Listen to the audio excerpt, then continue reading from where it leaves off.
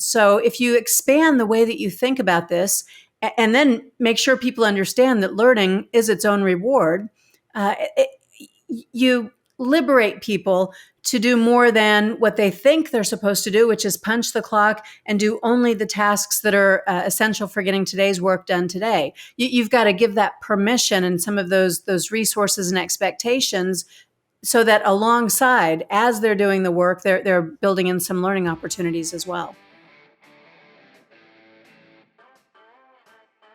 Good morning, HR. I'm Mike Coffey, and this is the podcast where I talk to business leaders about bringing people together to create value for shareholders, customers, and the community.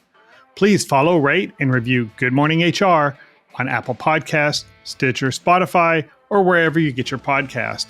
You can also find us on Facebook, Instagram, YouTube, or at goodmorninghr.com. Back in December, Lisa Blanton was on the podcast to discuss the importance of succession planning. We all agree that having a deep bench of potential future leaders is important, but some of the most common ways of implementing a succession planning process may not be as beneficial to the entire organization as one might hope. Joining me today to discuss why traditional succession planning tools might not be the best way to ensure that our firms have the leadership needed to thrive into the future is Deb Calvert. Deb is president of People First Productivity Solutions and founder of People First Leadership Academy. She works with clients to build organizational effectiveness by developing leaders, improving team cohesiveness, and strengthening soft skills. And she says there is a better way to identify and prepare our organization's future leaders.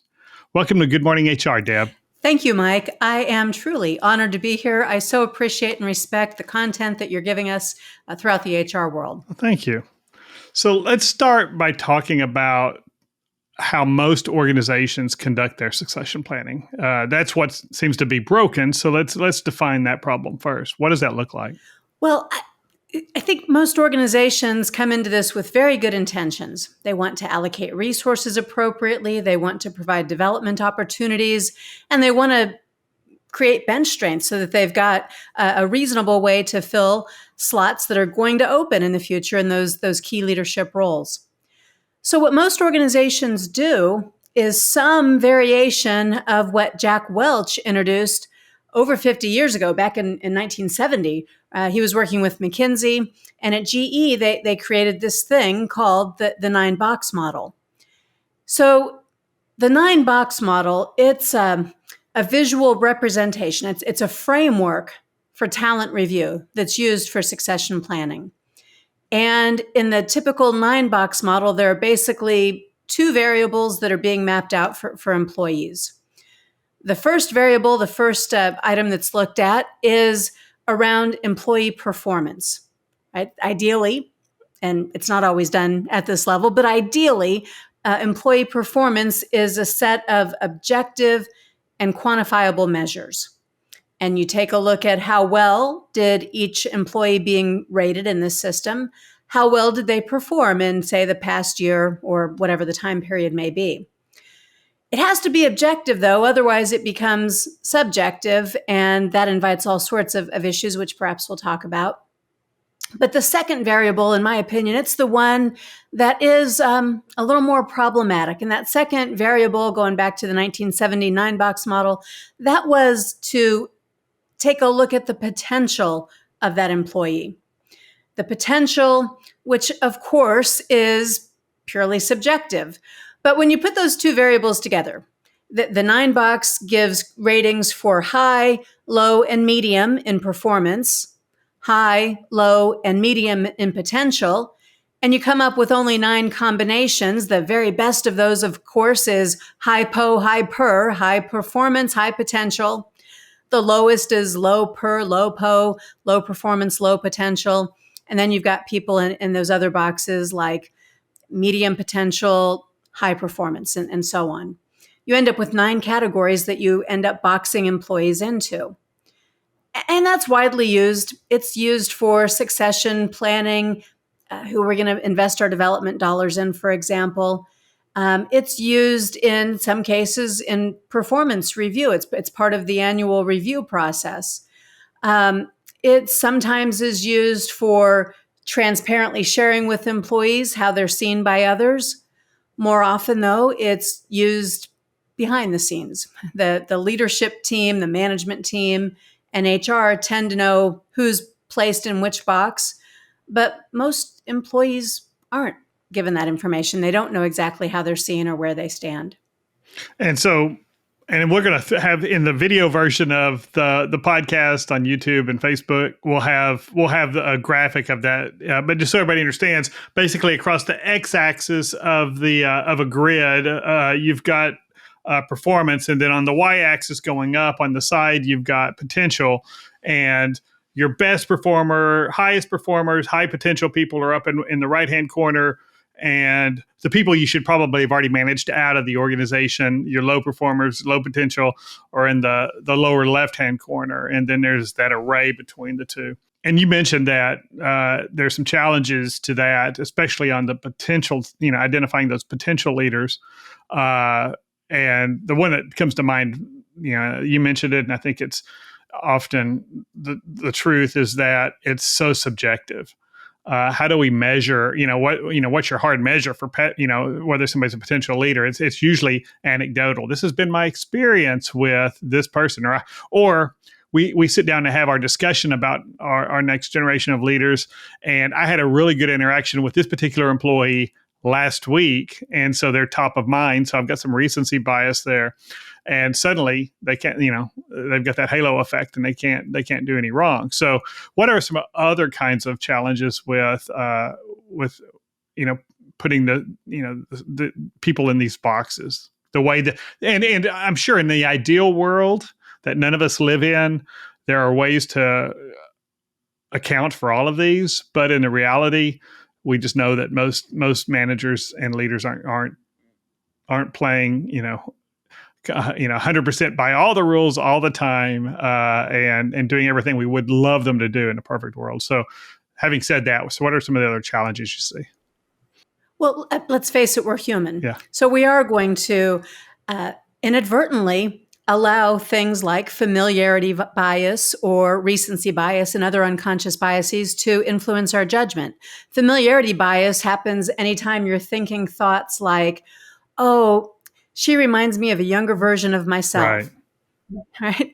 And that should be a red flag, but it's not. It runs rampant in this process, whether it's in your own mind or whether it's out there on the table. And I've certainly seen both. Let me talk about the most alarming sort of problem that there can be. I was referring to GE and Jack Welch before, and popularly they had the model, which was the 20-70-10 rule, right? We're going to have 70% of people in these middle boxes. We're going to have 20% of people in our three highest boxes. They're higher performers. They have higher potential. And then we've got that 10% at the bottom. And that 10% at the bottom in Jack Welch's world, right, they just were eliminated. And it was a process. You just get rid of that 10%. And so what this caused was forced ranking. Right. There can only be so many people in those high potential, high performance boxes. And that forced ranking, stack ranking, has actually been challenged in courts rather successfully. That's found to be a process that's subjective and arbitrary, and it allows for discrimination. And that's why Ford and Microsoft and Accenture and a lot of others have dumped those ranking systems. So if you're allowing your 9-box model to play out in that way, let that just be a caution. Well, because we've all seen the bell curve, right? And when we try to, and a bell curve is a statistical set of averages, and when we try to apply that to people or really anything, to assume that we're going to break out really, along that bell curve is a fallacy. It never works quite that way. I mean, the 80-20 rule is a good rule, but it's not always, gospel either. And so we need something a little bit more defensible, but just something that doesn't waste our resources, right? You bet. Now, yeah, the bell curve is all people. Let's say you're really good in your organization at hiring. Your bell curve, your curve isn't going to be exactly that bell curve. Or maybe you're terrible at hiring and you're going to have a different sort of a curve entirely. But we should talk about, okay, so what's the lesser, we're not going to have you in some court paying big fines, the day-to-day, right? What are the more likely sorts of scenarios that play out? Well, let's talk about this one, right? If you're labeling people hypo, low per, hyper, low per, right? Mainly, if people know anything about these conversations, if they know anything at all about this bucketing, what most people really feel is popo. They feel passed over and pissed off. And that is a problem, right?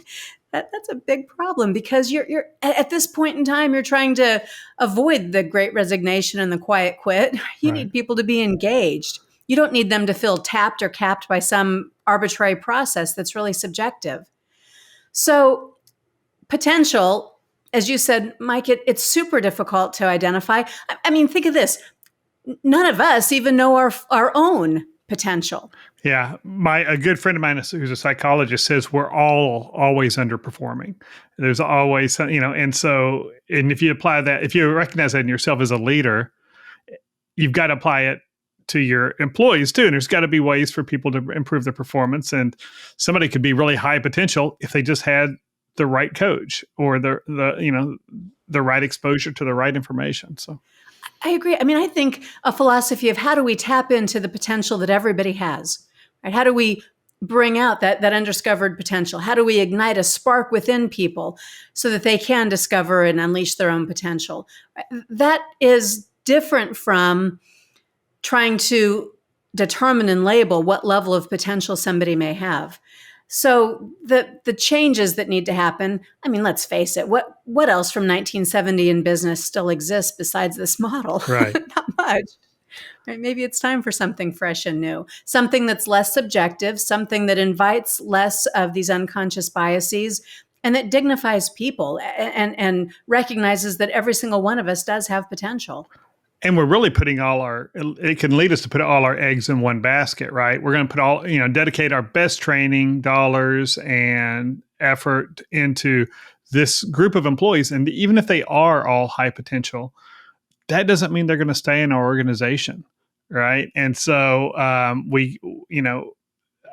while it's always advisable while anybody's in the organization to make them the best employee and contributor that you can, if you don't do that for everybody, you risk losing those, the ones you designated as your A players that you really needed to keep.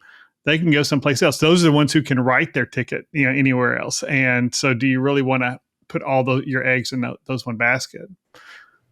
And I think that's a real problem. And it's heartbreaking. I heard this just a few weeks ago again, when someone says, "Well, we don't want to do too much in the way of developing because then they may leave." So what's your alternative? Yeah. Don't develop people. And then how do you do anything for your own Let's future? not grow as an organization at all. Other companies. Right. Nope. And then if I'm the employee, and let's say I'm in an organization where the succession planning is top secret, and maybe we haven't even communicated it to the high potential, high performance people, but but suddenly they're the ones getting all the conferences. They get to go to the conferences. They get to go do the educational stuff. They're getting a coach. They're getting this. And if we haven't communicated anything, any logical reason for any of that, then suddenly, employees are always going to look to understand why they're not getting what they think they deserve. And short of a reasonable explanation, they're always going to assume it was something unfair and based on age, gender, race, national origin, what college I went to, anything like that. And we don't need a whole bunch of employees having those conversations in an organization, especially when they're not even founded or valid. But short of an explanation, they don't know what is valid. And sadly, we're also not communicating to that person who appears to be favored. So they can't even explain when people ask them, "Hey, how come it's you again?" Right? And they can't replicate or bring out more of whatever it is that we're favoring and that we've put that halo effect around.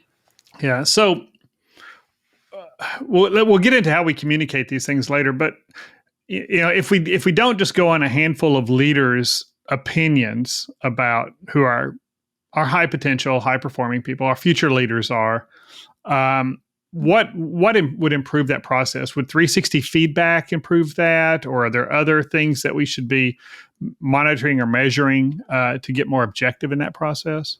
I'm a huge fan of 360 feedback, so long as it is with a valid evidence-based instrument. I think a lot of organizations do 360 feedback in a way that is inviting more problems. They don't quite know which questions to ask.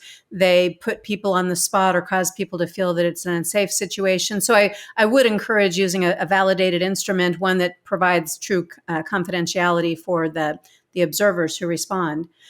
And ideally, it's behavioral, because if you're observing, giving me feedback about my characteristics, well, I am who I am. That's a little harder for me to go and change. A personality transplant isn't on the availability list at my doctor's office.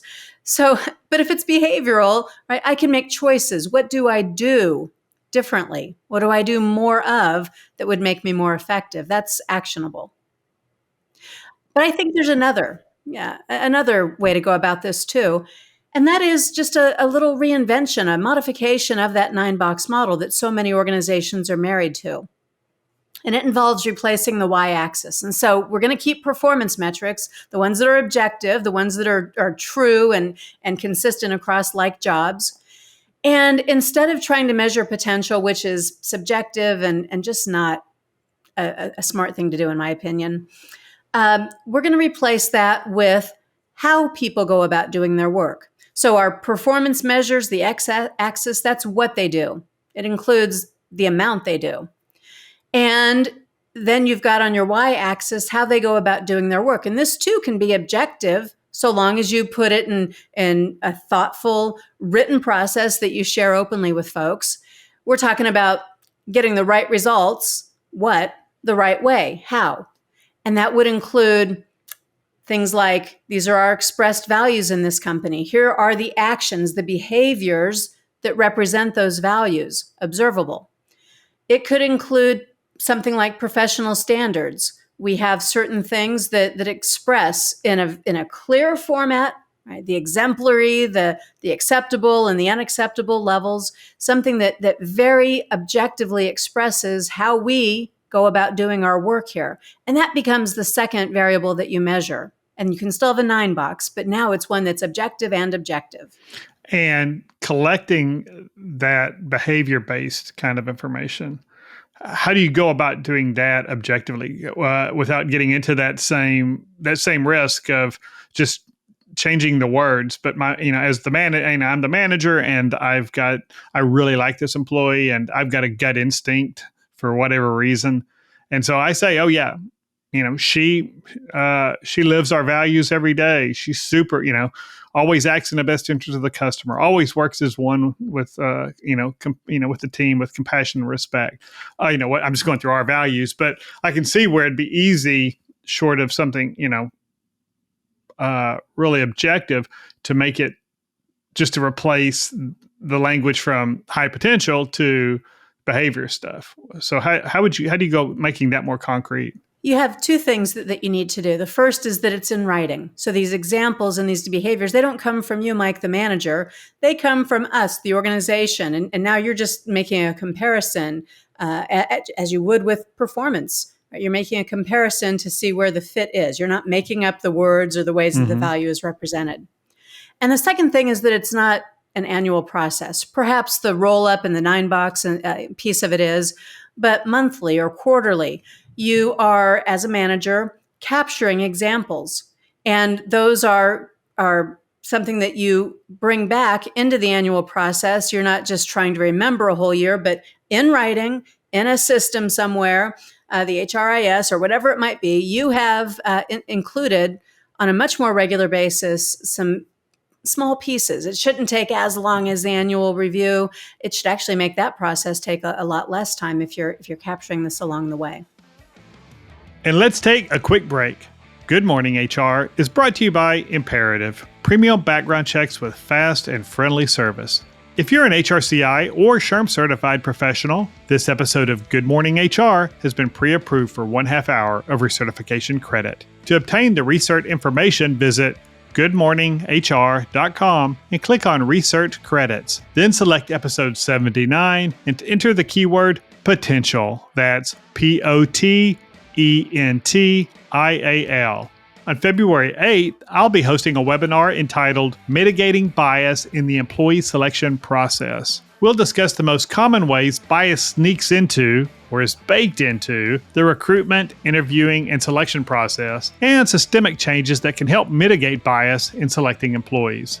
This free webinar is approved for 1 professional development credit for SHRM-certified professionals and 1 hour of general recertification credit for HRCI-certified professionals. You can register for this free webinar at imperativeinfo.com. And if you're listening to this podcast after February 8th, you can still watch the recorded webinar on our website for credit for free. And now back to my conversation with Deb Calvert.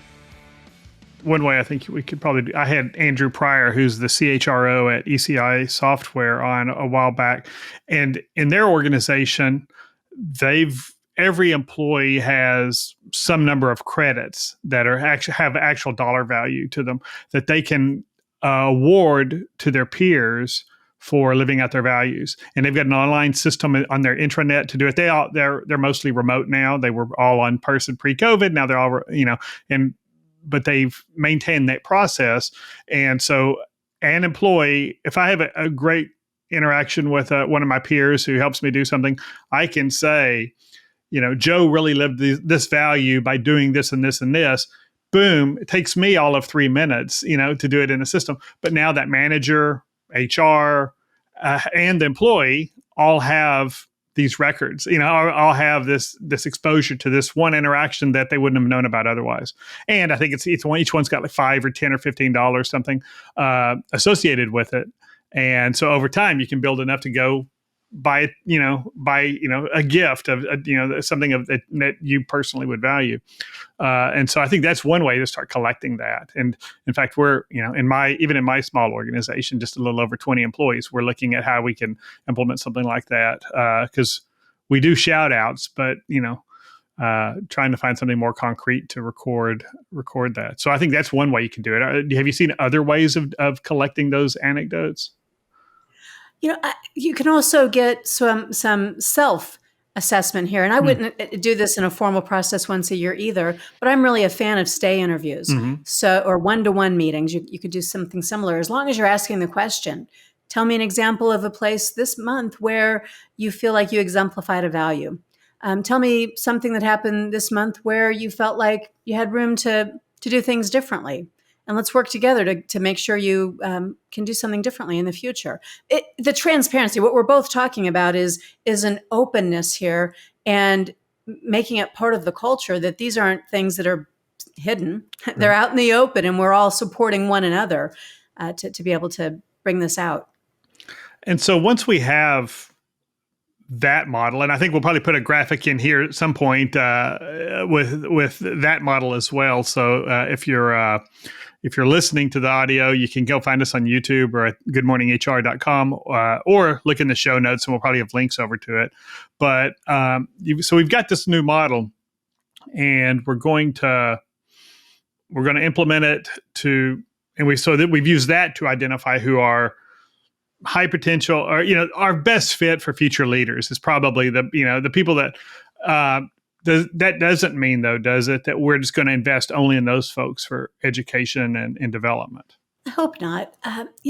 There are actually a lot of free and low cost programs and internal things like peer mentoring. There are so many options for developing all the people in your organization, which is a great retention tool and a smart business strategy.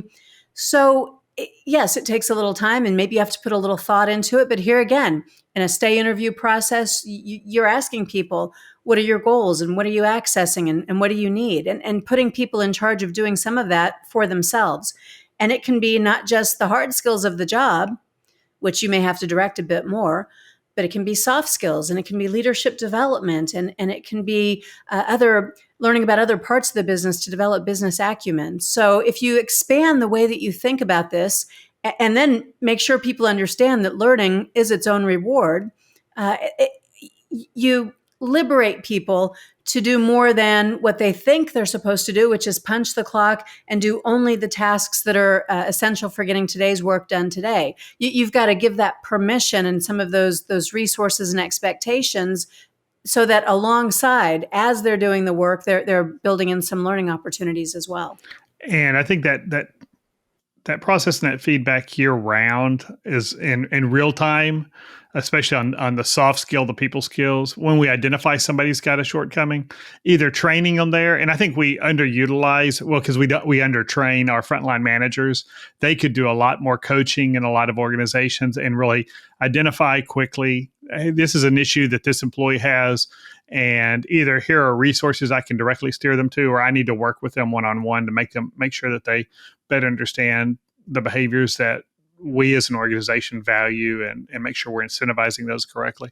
And getting rid of that annual, we got rid of the annual performance review in our organization a long time ago. Everybody has metrics. They know how they're performing on a day-to-day basis. They walk in the next day, they get their productivity and quality numbers.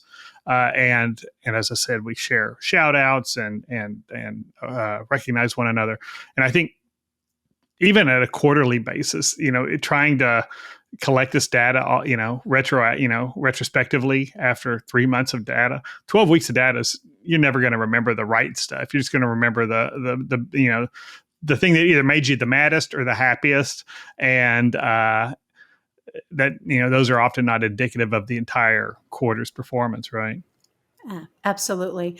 And that's where the unfairness comes in.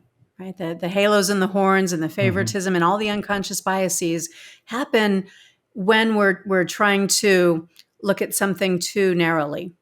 And so we've probably in every organization have high performers, people who are really good at that job. And I've certainly, when I was in corporate America, like you, had experiences where somebody was I came out of healthcare, was an excellent nurse, so we made them a nurse manager. And two completely different skill sets, right? And, there were some nurses who were very eager to get into leadership and would invest and wanted to do that and take some of the risk that comes with those roles. But there were plenty of folks, and I've got them in my organization too, who are amazing analysts, but they do not want to be a supervisor. They don't want to deal with people. They want to come, show up, make our clients thrilled, and go home. And that's it. So where does the employee's expectations or hopes for their future, where did those play in, and what's the manager's role in identifying that? Yeah, I think that you do have to ennoble every single job in your organization to let people know that what they do is worthy and important. Because really, the way that things are set up in American culture is the higher the pay and the higher the title, the better the job, whether it suits you or not, or whether you're good at it or not. We have these aspirations and expectations. But when people know that work they love, work they do well, is also very, very important, and that they can be dignified in their own right within that role, and to make it okay, that matters. And perhaps you have job grades if you don't already have a system, but those are one way, when done well, that you can dignify people in a certain role. Same job, level 1, level 2, level 3, and that represents years of experience, performance over time, and opportunities to tell people you don't have to go into management to be recognized around here. And here's the competencies that level 2 has, or versus level 3 versus level 1, and then we've got a competency system set up in our organization, and most of my employees know what everybody else is making because they can do the math. They know what everybody's competencies are and what they're checked out to perform, what kind of activities they're checked off to perform, and you can just do the math, and it's equitable, and everybody knows, and there are people who choose, I hate doing that, I don't want to, and we'll try to get them to at least get checked off for the competency so they can back up somebody in the organization if somebody's out, and the pay raise is eternal. I mean, as soon as they've got the competency, whether they use it every day or not, we want them to benefit from it. But I think that's really important. Is leadership is not for everybody. And I say leadership's not. Those frontline employees who are the individual contributors who show up and solve problems and get things done, they're leaders by example. And I think we underestimate sometimes the contribution that they make to the organization. But just having, and we've also seen plenty of great individual contributors messed around and messed on by so-called leaders who weren't very good leaders, and just made those people frustrated to the point that they left and found someplace where they were better appreciated. Mike, if I had a magic wand and I could change the way one word is used in organizations worldwide, it would be what you're referring to. I would disallow the word leader being used to represent any sort of hierarchy or position on the org chart. Mm-hmm. That's upper management, senior management. Call them executives, call them anything, but don't call them leaders, because that title is available to anybody at any level. I mean, you can watch 2-year-olds in a sandbox and see leadership. And yet we have people opting out because they don't think they have the title, or they don't manage, have other, people who are directly reporting to them. And so they think that they can't lead, when in fact they can, and they do. They just, since they're not intentional, they're leading people perhaps in ways they wouldn't intend to. Yeah, and I don't like the term manager, because I don't think you can manage people. You can manage processes, you can manage computer code, you can manage a lot of things to get specific output. People are a hot mess. They show up different every day. It'd be like buying your paint from 3 different suppliers on 3 different days.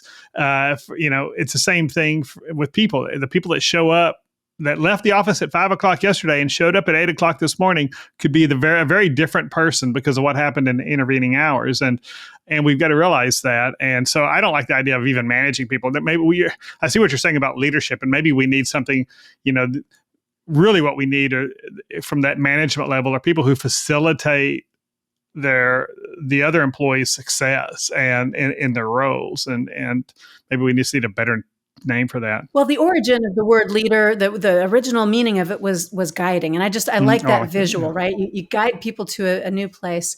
Our tagline for our management training program is that you have 2 jobs, and simultaneously you have to manage work and lead people. And I get a lot of questions about that, but it's as you just said, right? They're different skills, and they're both really important, and you have to know what that balance looks like. So we've matured our organization now to the point where we're investing in all employees. Everybody's getting training. Everybody's on both the technical competencies that they need to do their job well, but also those interpersonal. That said, Lisa Blanton, when she was on in December, said we have the soft skills are the hard skills, those people skills, but we're investing in people on those too. And so we've got an organization that's continually learning and developing. But at some point, don't I, as an executive, need to have a conversation with those people that I've identified as, hey, this is really somebody who, I need to have a different level of commitment, or gauge their commitment and interest to being in the next level of management for the organization. How do I have that conversation without either over promising what their future holds? Because we've all seen where, that doesn't always work out, and versus leaving them in the dark and them thinking, okay, nobody's ever mentioned to me about, becoming an executive or a leading manager in the organization. So it's time for me to look elsewhere. So how do we have that conversation without alienating the other employees who may figure out along the way that, Joe and Mary are both heir designates to this leadership role? Well, what if you were asking everybody a little bit broader question? And this is the foundation of a stay interview. What would you like to be doing long term? And what are you doing to prepare for the long term? And as people are talking about that and taking ownership of their own development, certainly in that conversation, there's room for what are your thoughts about leadership? And I want to gauge your interest in these kinds of educational opportunities that would give you a pathway there. And when it's unique, when I'm only having the conversation with Mike and no one else, right, that's where favoritism creeps in. But if I'm having these similar conversations with everyone, it's just part of what we do around here. Okay. And at some point, a leader says, hey, I'm retiring in a year, or it's time for me to do I want to move out of operations over into HR or accounting or, finance someplace. And we start putting that plan together. That's when we would really go and start having a significant conversation with the individual based on all the metrics that we've put in place. That, hey, this is an opportunity that may come open in the next 6 to 9 months or whatever. Is this something that you'd be interested in pursuing? I saw something really interesting exactly once in my career, and it was for a company that sold propane, but they were in multiple markets. And it was the CFO who had a very, very talented team of people. And he said, I'm going to be retiring in 5 years. I'd like to take applications for my successor. And then, having made some decisions about the top, I don't know if it was 2 or 3, right, that there were development pathways so that they could vie for that job. But it was an open, internal, who wants to apply at the very beginning of it. Yeah, we've had that experience. I had my right hand person of 13 years decide she wanted to do something in a completely different industry and outside of what we do as a company. And I negotiated a year with her. We identified internally, the strongest candidate and who was actually interested because some others weren't, and spent a year developing her, getting her ready for that role. And everybody transitioned, happily. And so it's been really good. So it's for the long term as opposed to the scramble. Right. Someone's retiring next month, and who can we plop in the seat? Right. Yeah. And that's always the warm body, and I think we're going to see a lot of organizations in the next few months really begin to feel the results of the last 18 months of warm body in a seat. Just put a button in a seat. That's all I need. Just put somebody, fill the wreck.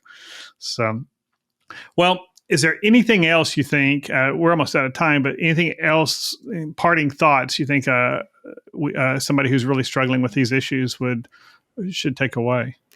Well, I would say that when you think about the 9-box model differently, and you think about unleashing the potential of people, not grading the potential, but unleashing the potential. And when you think about what you and I have been talking about here, leadership at every level, I think it affords people the opportunity organizationally to think about distributed leadership, not distributed management, not titles, not raises, but just how do you get to this place where everybody's participating and everybody sees themselves as leaders in their own right. And that is what would drive you to consider a different 9-box model and a different process for succession management. It would liberate people. It would be a great retention and engagement tool. So we'll leave that as food for thought as we wrap up. Well, that's great. Well, that is all the time we have. But thank you so much for joining me today, Deb. Thank you. I've really enjoyed our conversation, Mike. And thank you for listening. You can find previous episodes, show notes, and contact info for our guest at goodmorninghr.com or on Facebook, Instagram, or YouTube.